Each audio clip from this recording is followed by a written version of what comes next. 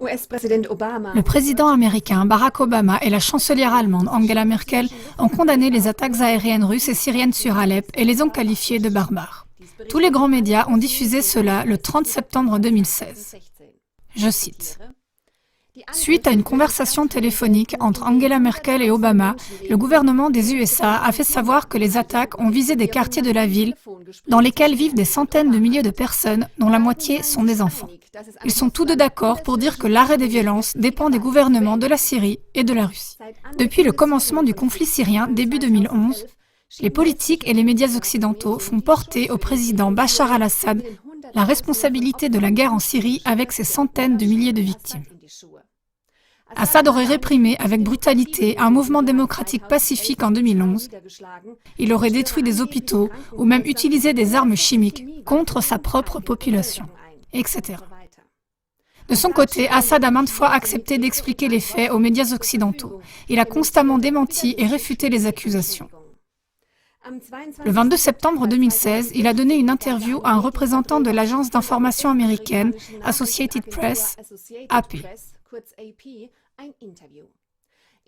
Dans cet entretien très révélateur, le président syrien a donné des explications pour les principales accusations qui sont continuellement portées contre lui et contre l'armée syrienne.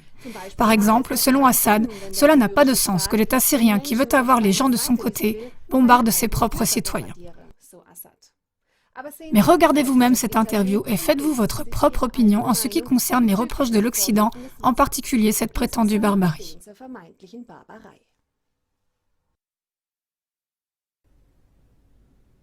Merci, Président Assad, pour cette occasion que vous nous donnez à Associated Press de vous interviewer. Vous êtes le bienvenu en Syrie. Je vais commencer par parler du cessez-le-feu en Syrie. La Russie, les États-Unis et plusieurs pays disent qu'un cessez-le-feu pourrait être relancé malgré la violence récente et les accusations réciproques. Êtes-vous d'accord et êtes-vous prêt à essayer de nouveau? Nous avons annoncé que nous sommes prêts à nous engager pour tout arrêt des opérations, ou si vous voulez l'appeler cessez-le-feu. Mais il ne s'agit pas de la Syrie ou de la Russie. Il s'agit des États-Unis et des groupes terroristes affiliés à l'EI, Al-Nosra et Al-Qaïda, et aux États-Unis, à la Turquie et à l'Arabie saoudite. Ils ont annoncé publiquement qu'ils ne prenaient pas cet engagement. Et ce n'est pas la première tentative d'arrêt des opérations en Syrie. La première tentative a eu lieu en février dernier. Elle n'a pas fonctionné. Je pense parce que je crois que les États-Unis ne sont pas sincères en matière de cessation de la violence en Syrie. Est-ce que vous croyez qu'il pourrait ne jamais y avoir un partenariat militaire américano-russe conjoint contre les militants, comme c'est indiqué dans l'accord?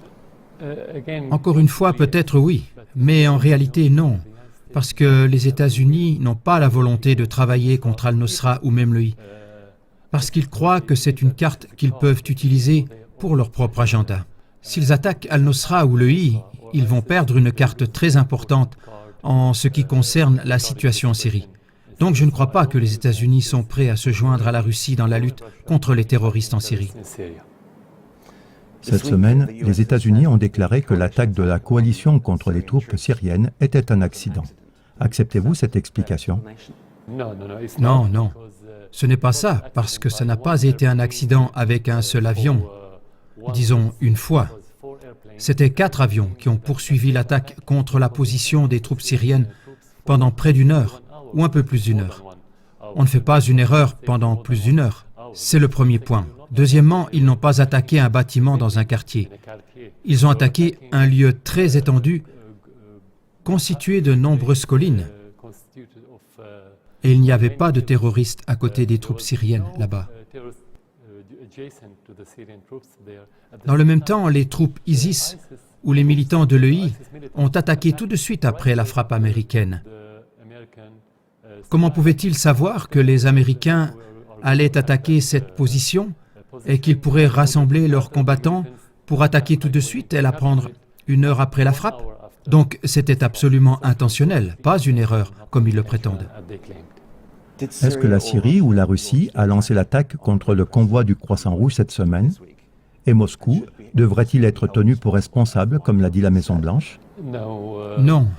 Tout d'abord, il y a eu des dizaines, peut-être, de convois de diverses organisations du monde entier qui sont venus dans différentes zones de la Syrie ces dernières années. Ce n'est jamais arrivé avant. Alors pourquoi ça arriverait maintenant? Que ce soit du fait des Russes ou des Syriens? Non, c'est une allégation. En ce qui concerne l'allégation de la Maison-Blanche hier, qui accuse les Syriens ou les Russes, à cet égard, je dirais que tout ce que les responsables américains disent des conflits en Syrie, en général, n'a aucune crédibilité. Quoi qu'ils disent, c'est juste des mensonges, disons, du vent. Ça n'a aucun fondement sur le terrain. Qu'est-ce qui est arrivé au convoi? Qui devrait être tenu pour responsable? Ces convois étaient dans la zone des militants, la zone sous le contrôle des terroristes. Voilà ceux qu'ils devraient accuser d'abord. Les personnes ou les combattants, les terroristes qui sont responsables de la sécurité de ce convoi. Donc, nous n'avons pas la moindre idée de ce qui est arrivé. La seule chose que nous avons vue, c'est une vidéo d'une voiture brûlée, des camions détruits, rien d'autre. Plusieurs témoins oculaires ont dit à AP que 20 missiles ont été lancés contre le convoi. Il y a des images de corps déchiquetés. Il semble que ça ne peut être qu'une attaque aérienne. Les témoins oculaires parlent également de bombes barils. Et comme vous le savez, votre administration a été accusée d'utiliser des bombes barils dans certaines circonstances. Vous pensez encore que c'était une attaque du sol par les rebelles? Oui, tout d'abord, même les Nations Unies ont dit qu'il n'y avait pas eu de frappe aérienne contre ce convoi. C'était hier. Deuxièmement, en même temps que cet événement, les terroristes ont attaqué les troupes syriennes avec des missiles. Ils ont lancé des attaques de missiles. Nous n'avons pas riposté. Troisièmement, vous ne pouvez pas parler de témoins oculaires pour un tel jugement ou une telle accusation. Quelle est la crédibilité de ces témoins oculaires? Qui sont-ils? Nous ne savons pas. Nous avons des témoins oculaires qui sont des parents. Nous avons les casques blancs. Nous avons beaucoup de gens qui disent qu'ils ont été témoins d'hélicoptères dans les airs. Or, seuls les Syriens et les Russes ont des hélicoptères. Voulez-vous dire que c'est tout simplement inventé? Ces témoins apparaissent seulement quand il y a une accusation contre l'armée syrienne ou russe. Mais lorsque les terroristes commettent un crime ou un massacre ou quoi que ce soit, vous ne voyez pas de témoins et vous n'entendez pas parler de ces casques blancs. Alors, quelle coïncidence? Non, en fait, nous n'avons pas intérêt à le faire pour une raison. Parce que si nous attaquons un convoi qui va vers les civils, nous travaillons dans l'intérêt des terroristes. Ça va jouer directement en leur faveur, en ce sens que nous poussons les civils vers les terroristes. Nous les mettons entre leurs mains et nous fournissons aux terroristes un bon incubateur. C'est quelque chose que nous ne ferions pas. C'est le premier point. Deuxièmement, nous, en tant que gouvernement, en tant que fonctionnaires, nous nous sommes engagés moralement envers le peuple syrien, moralement, constitutionnellement et légalement, engagés à les aider dans tous les aspects de leurs besoins de base pour leur subsistance. Votre administration a nié l'utilisation d'armes chimiques, de bombes barils, en dépit des témoignages et vidéos et les résultats d'une enquête de l'ONU. Nous entendons aussi des démentis similaires au sujet des frappes aériennes contre des civils et du personnel médical. Est-ce que tout cela peut être des fausses allégations de vos adversaires? Tout d'abord, le premier incident d'utilisation de gaz en Syrie, c'était à Alep il y a plus de 3 ans. Et c'est nous qui avons invité les Nations Unies à envoyer une délégation pour enquêter sur l'utilisation des armes chimiques.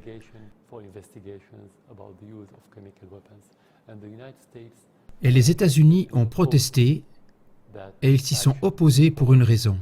C'est parce que s'il y avait eu enquête, on aurait découvert que les terroristes ont utilisé des gaz et pas l'armée syrienne. Dans ce cas, les États-Unis n'étaient pas en mesure d'accuser la Syrie. Voilà pourquoi ils se sont opposés à cette délégation. À chaque incident, nous avons demandé aux Nations Unies d'envoyer une délégation et nous insistons toujours sur cette position, qu'ils doivent envoyer des délégations pour enquêter. Mais les États-Unis y sont opposés. Donc en fait, si nous en avions utilisé, nous ne demanderions pas une enquête.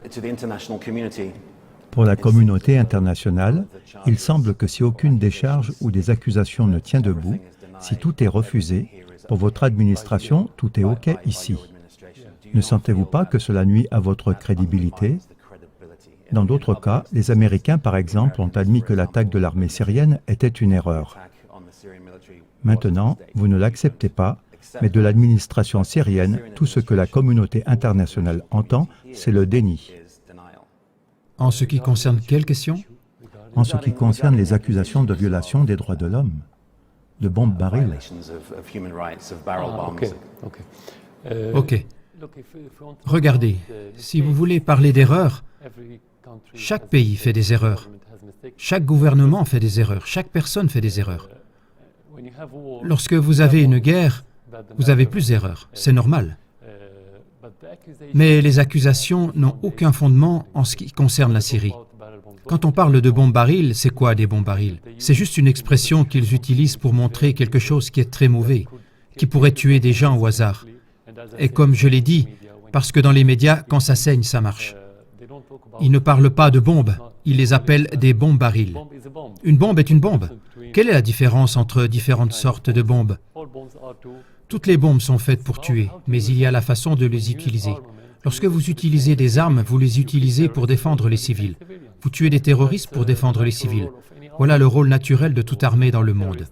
Lorsque vous avez des terroristes, vous ne jetez pas des ballons ou vous n'utilisez pas des jouets pour chiens, par exemple. Vous devez utiliser des armes. Ainsi, il ne s'agit pas de la sorte d'armes, il s'agit de la façon de les utiliser. Et ils veulent utiliser ça pour accuser l'armée syrienne de tuer des civils. Nous ne tuons pas des civils parce que nous n'avons pas de motivation morale pour le faire. Nous n'avons pas intérêt à tuer des civils. Ce sont les gens qui nous soutiennent. Si on veut tuer le peuple syrien, qui va nous aider en tant que gouvernement, en tant que fonctionnaire? Personne.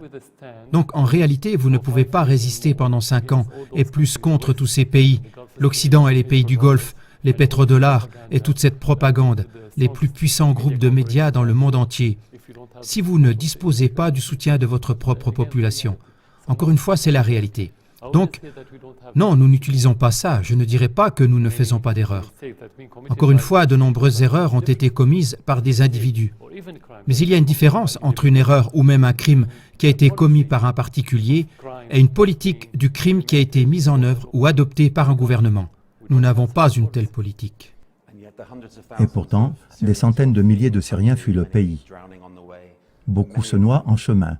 Beaucoup d'entre eux disent qu'ils fuient vos forces. Qu'est-ce qu'ils fuient exactement si cette campagne n'existe pas, cette campagne de violence aveugle contre eux? Il faut regarder la réalité en Syrie. Chaque fois que nous libérons une ville ou un village des mains des terroristes, les civils vont revenir dans la ville, alors qu'à l'opposé, ils fuient cette ville quand les terroristes attaquent cette zone. Donc, ils fuient tout d'abord la guerre elle-même. Ils fuient la zone sous le contrôle des terroristes. Ils fuient la situation difficile en raison de l'embargo imposé par l'Occident sur la Syrie. Donc beaucoup de gens ne fuient pas la guerre elle-même, mais les conséquences de la guerre parce qu'ils veulent vivre. Ils veulent avoir les produits de base pour leur subsistance. Ils ne les ont pas. Ils doivent fuir ces circonstances, pas nécessairement les problèmes de sécurité eux-mêmes. Donc vous avez des raisons différentes pour que les personnes ou les réfugiés quittent la Syrie. Beaucoup d'entre eux ont soutenu le gouvernement dans les récentes élections, les élections présidentielles dans différents pays. Donc ce n'est pas vrai qu'ils ont quitté la Syrie à cause du gouvernement. Et ces accusations voudraient dire que le gouvernement est en train de tuer les gens et que les terroristes, principalement Al-Qaïda et Al-Nusra et d'autres organisations, groupes affiliés à Al-Qaïda, ont protégé les civils. C'est ça l'accusation? Personne ne peut croire ça en fait. Maintenant, nous tournons notre attention vers les personnes qui ne peuvent pas fuir, les gens qui sont dans les villes assiégées ici et là en Syrie, par exemple Alep. Pour revenir à l'accord de cessez-le-feu, l'aide était censée entrer dans la ville, mais vous n'avez pas honoré votre part de l'accord. Pourquoi cela? Et comment pouvez-vous vraiment justifier que vous empêchez l'aide d'arriver aux villes? Encore une fois, si nous parlons de ces dernières années, de nombreux convois d'aide sont venus dans différentes villes. Alors pourquoi le gouvernement syrien empêcherait un convoi de venir à Alep, par exemple, tout en permettant à d'autres d'atteindre d'autres zones? C'est une contradiction, vous ne pouvez pas l'expliquer, ce n'est pas acceptable. C'est un premier point. Deuxièmement, si vous regardez les autres zones sous le contrôle des terroristes, nous continuons à envoyer des vaccins sur le budget du gouvernement syrien. Nous continuons à payer les salaires aux employés sur le budget du gouvernement syrien. Alors, comment pouvons-nous faire cela et en même temps pousser les gens à la famine dans d'autres zones? Plus important encore, les terroristes qui ont quitté les zones libérées sous ce que vous appelez la réconciliation ou sous certains accords dans différentes zones, Ils sont partis se battre avec d'autres terroristes en Syrie, alors qu'ils ont envoyé leurs familles vivre sous la protection du gouvernement. Pourquoi n'avons-nous pas affamé ces familles-là? Donc, c'est une contradiction. Je veux dire que ce dont vous parlez est en contradiction avec la réalité, et nous ne nous contredisons pas nous-mêmes. Mais le monde a vu la réalité d'Alep. Il y avait des convois d'aide de l'ONU qui ne sont pas autorisés à entrer dans la ville. Niez-vous que cela était le cas? La situation est comme ça depuis des années. S'il y avait vraiment un siège autour de la ville d'Alep, à l'heure qu'il est, les gens seraient morts. C'est un premier point. Deuxièmement, plus important encore, depuis des années, il y a des bombardements des zones voisines et des positions de l'armée syrienne, des tirs non-stop de mortiers et de différents types de bombes meurtrières. Comment pourraient-ils être affamés alors qu'en même temps ils peuvent recevoir des armes? Comment pourrions-nous empêcher la nourriture et l'aide médicale d'atteindre cette zone et en même temps nous ne pourrions pas empêcher les armes d'atteindre cette zone? Ce n'est pas logique. Alors, quel est votre message à la population d'Alep qui dit le contraire, qu'ils ont faim, qu'ils souffrent de malnutrition, qu'il n'y a pas de médecins, que les médecins ont été pris pour cible et tués dans des frappes aériennes, qu'ils sont en état de siège et qu'ils sont en train de mourir? Quel est votre message pour eux? Vous ne pouvez pas dire la population d'Alep, parce que la majorité de la population d'Alep vit dans la zone sous le contrôle du gouvernement, de sorte que vous ne pouvez pas parler de la population d'Alep. Si vous voulez parler de certains qui prétendraient ces choses, nous leur disons « Comment pourriez-vous être encore en vie? Pourquoi, par exemple, n'avez-vous pas d'épidémie? Si vous n'avez pas de médecin, comment pourriez-vous dire que nous avons attaqué? Ils accusent la Syrie d'attaquer les hôpitaux. Si vous avez des hôpitaux et vous avez des médecins et vous avez tout, comment pourriez-vous avoir tout ça? Comment pourriez-vous avoir les armes? Telle est la question. Comment pouvez-vous fournir des armes à votre peuple si vous prétendez que vous avez un peuple et une base populaire alors que vous ne disposez pas de nourriture? Ils doivent expliquer. Moi, je n'ai pas à l'expliquer. La réalité est révélatrice. Pourtant, ils disent le contraire. Ils disent qu'ils survivent avec tout ce qu'ils peuvent trouver, avec de maigres moyens, et c'est une ville en état de siège. Vous n'êtes pas d'accord qu'Alep est une ville en état de siège, avec des gens affamés et qui meurent de faim? Encore une fois, comment puis-je empêcher la nourriture et ne pas empêcher l'armement? Logiquement, comment? Si je peux empêcher la nourriture, je devrais être en mesure d'empêcher l'armement. Si je n'empêche pas l'armement, ça veut dire que tout le reste passe aussi à Alep. Êtes-vous allé à Alep récemment? Voulez-vous y aller? Bien sûr, je vais y aller. Et comment vous sentez-vous en voyant la dévastation dans certaines parties de ce qui était connu comme le joyau de la Syrie? La dévastation est douloureuse, bien sûr, mais nous pouvons reconstruire notre pays. Nous allons le faire. Un jour, la guerre cessera. Le plus douloureux, c'est la dévastation de la société, le meurtre, le sang versé, quelque chose que nous vivons chaque jour, à chaque heure. Mais qu'est-ce que je peux penser? Je pense quand je vois ces images, je me dis, que ressentent ces responsables occidentaux quand ils voient cette dévastation et ces images de meurtre et qu'ils savent que leurs mains sont tachées de sang, qu'ils ont commis le crime directement de tuer ces gens et de détruire notre civilisation? C'est à ça que je pense. Pourtant, le monde extérieur, il sent que la fin justifie tous les moyens dans votre guerre contre le terrorisme. Acceptez-vous cela? Ils n'ont pas de morale, bien sûr. C'est un principe machiavélique. La fin justifie les moyens. Nous ne l'acceptons pas, non. Votre politique devrait être un mélange entre vos intérêts et la façon dont vous atteignez vos buts, mais fondée sur des valeurs. Elle ne peut pas être que la fin justifie les moyens. Parce que pour les criminels, la fin justifie les moyens. Pour les voleurs, pour chaque action illégale et immorale, la fin justifie les moyens. Voilà exactement ce que vous avez mentionné dans votre question. C'est la base, le fondement de la politique occidentale dans le monde actuellement. Quel est votre message aux Syriens qui ont fui le pays? Certains d'entre eux n'y sont pas arrivés, d'autres oui. Est-ce que vous les appelez à revenir? Vous attendez-vous à ce qu'ils reviennent? Bien sûr, c'est une perte, c'est une grande perte. La pire perte pour n'importe quel pays. Ce n'est pas la perte des infrastructures ou des bâtiments ou la perte de matériel. En fait, c'est la perte des ressources humaines, quelque chose que nous voulons voir revenir en Syrie. Et je suis sûr que la majorité de ces Syriens qui ont quitté la Syrie, ils vont revenir lorsque la sécurité et la vie seront revenues à la normalité et que les exigences minimales pour des moyens de subsistance seront abordables pour eux. Ils vont revenir. Je ne suis pas inquiet à ce sujet. Avez-vous une attente de quand cela se produira, quand la Syrie sera pacifiée pour qu'ils puissent revenir? Oui, si nous regardons en fonction des facteurs internes syriens, je dirais que c'est très bientôt, quelques mois, et je suis sûr de ça, je n'exagère pas. Mais quand on en parle dans le cadre d'un conflit global et d'un conflit régional, lorsque vous avez beaucoup de facteurs externes que vous ne contrôlez pas, ça va traîner et personne dans ce monde ne peut vous dire quand, si ce n'est les pays, les gouvernements, les responsables qui soutiennent directement les terroristes. Eux seuls, ils le savent, parce qu'ils savent quand ils vont cesser de soutenir les terroristes. Et c'est là que la situation en Syrie va être résolue, sans obstacle réel. Alors, est-ce qu'on peut s'attarder sur ce point un instant? Croyez-vous que dans 2 ou 3 mois, la situation en Syrie aura radicalement changé en votre faveur, au point que les réfugiés pourront revenir? Non, parce que je ne crois pas que dans les quelques mois, Erdogan et le régime des États-Unis et les régimes occidentaux en général, et bien sûr l'Arabie saoudite et le Qatar, vont arrêter de soutenir les terroristes. Je ne vois pas ça dans les 2 prochains mois. Alors, comment pouvez-vous inciter les Syriens à vraiment revenir dans 2 mois, comme vous l'avez dit? J'ai dit s'il n'y a pas de facteurs externes. Je l'ai dit, si vous le regardez comme un cas isolé, comme un cas syrien qui est théorique, je veux dire, c'est là, vous pouvez dire que dans quelques mois, vous pouvez le résoudre. Mais maintenant, vous parlez d'une arène qui fait partie de la scène internationale et régionale, pas un cas isolé. Alors voilà pourquoi je l'ai dit. Personne n'a la réponse sur quand cela finira. Cela fait maintenant 1 an que la Russie est impliquée dans la guerre. Avant l'intervention, vous perdiez le territoire et le contrôle. Avez-vous jamais eu l'impression que vous étiez en train de perdre la guerre? Nous ne regardions pas de cette façon perdre la guerre, parce que chaque fois que vous avez des Syriens qui travaillent avec des terroristes, c'est une perte. Comment faire pour perdre la guerre? C'est une question hypothétique, pour être franc. Cela ne concerne pas les sentiments, il s'agit de la réalité.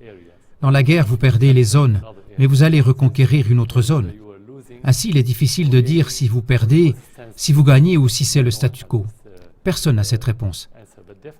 Mais sans aucun doute, après l'intervention russe et leur soutien à l'armée syrienne, légalement bien sûr, nous nous sommes sentis beaucoup mieux. Nous avons repris beaucoup de villes principales, de nombreux postes principaux au détriment des zones des terroristes. Même si vous deviez gagner la guerre, que resterait-il de votre pays et de la société syrienne? Devrez-vous réfléchir à nouveau à la possibilité d'une partition de la Syrie? Non, on n'a jamais pensé à ça. Et la majorité des Syriens ne croient pas à cela. Et je ne pense pas que la réalité, en dépit de cette guerre sauvage, a créé l'atmosphère pour une telle partition. En fait, dans beaucoup de zones, la situation sociale est bien meilleure parce que quand vous voulez parler de partition, vous avez besoin de trouver ces frontières entre des communautés sociales. Vous ne pouvez pas avoir une partition uniquement sur des bases politiques ou sur des bases géographiques. Ce devrait être d'ordre social d'abord, lorsque les communautés ne vivent pas les unes avec les autres. À la suite de la guerre, de nombreux Syriens comprennent que la seule façon de protéger votre pays, c'est de vivre les uns avec les autres, dans l'intégration, pas seulement dans la coexistence, qu'il est en fait plus précis d'appeler la cohabitation quand les gens interagissent et s'intègrent les uns avec les autres chaque jour dans les moindres détails. Donc je pense à cet égard, je suis plus assuré que la Syrie sera plus unifiée. Donc le seul problème maintenant auquel nous sommes confrontés, ce n'est pas la partition, mais le terrorisme. Et pourtant, vous n'êtes pas considéré comme une force unificatrice en Syrie. Les gens pensent que la société est déchirée. Juste pour donner un exemple à un niveau personnel, vous avez été formé en tant que médecin. Et pourtant, votre administration est accusée de cibler les personnels médicaux et de secours dans leur course pour sauver des vies. Comment faites-vous la paix avec cela? Et est-ce qu'une société qui, après avoir subi de telles conséquences, peut vraiment juste oublier le passé et rebondir? Je ne peux pas répondre à cette question alors qu'elle est pleine de désinformation. Corrigeons cela tout d'abord. Nous n'attaquons aucun hôpital. Encore une fois, comme je l'ai dit, c'est contraire à nos intérêts. Si vous mettez de côté la morale, si nous ne le faisons pas moralement, si je le mets de côté, je parle maintenant, disons, la fin justifie les moyens, si je veux l'utiliser, nous n'avons pas intérêt à ça. Voici comment nous pouvons aider les terroristes. C'est si nous attaquons les hôpitaux, les écoles et des choses comme ça.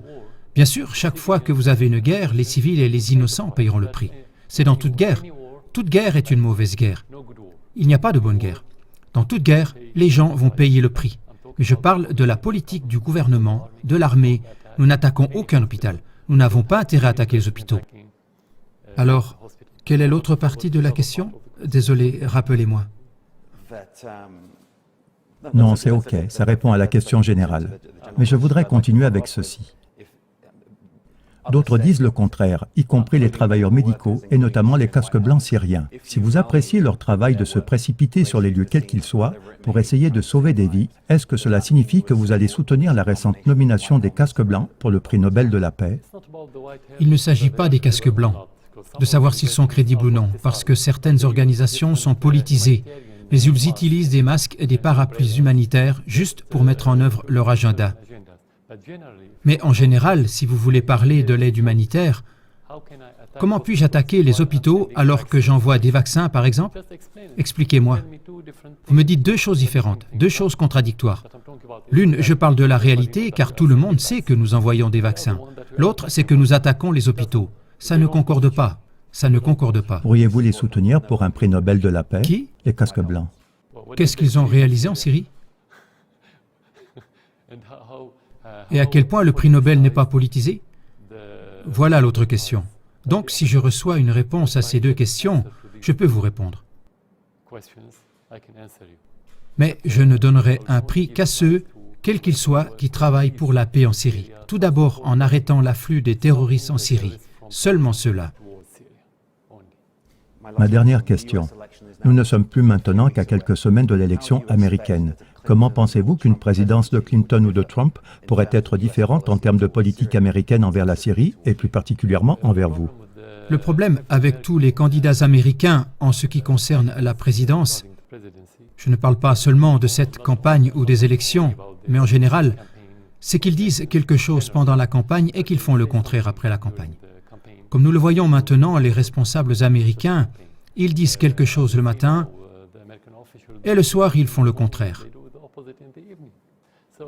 Donc, vous ne pouvez pas juger les gens en fonction de ce qu'ils disent.